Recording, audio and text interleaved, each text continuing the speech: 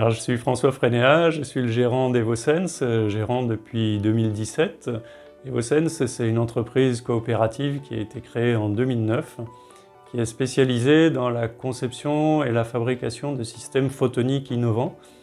La photonique, c'est un ensemble de technologies qui visent à maîtriser la lumière pour des applications de type éclairage ou imagerie ou instrumentation scientifique, dans des domaines d'activité variés qui sont les domaines de la santé et du médical, le domaine de l'industrie du semi-conducteur, mais aussi dans le domaine de l'environnement, du spatial, etc., etc.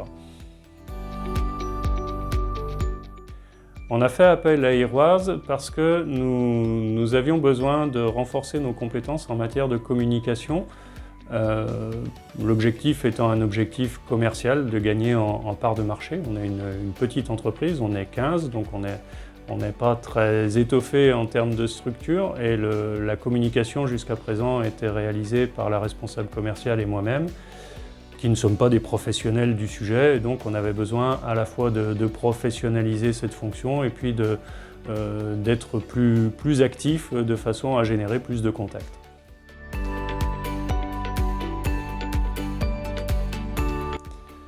Alors, ce qu'Airwars nous a apporté, c'est d'accéder à une fonction à laquelle on n'aurait pas pu accéder parce qu'on n'a pas la capacité de proposer un emploi à temps plein sur cette fonction-là. Et donc, le groupement d'employeurs nous a permis de trouver les compléments qui permettent aux salariés d'avoir un temps de travail à temps plein sur un contrat à durée indéterminée.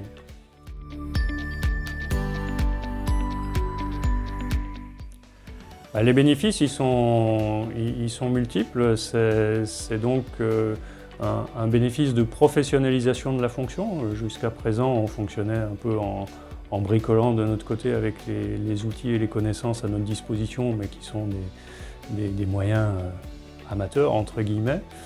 Elle nous apporte aussi une récurrence dans la fonction. Le fait qu'elle soit présente 2 jours par semaine dans l'entreprise permet d'avoir une plus grande régularité dans la communication, et c'est un élément important pour qu'elle soit pertinente.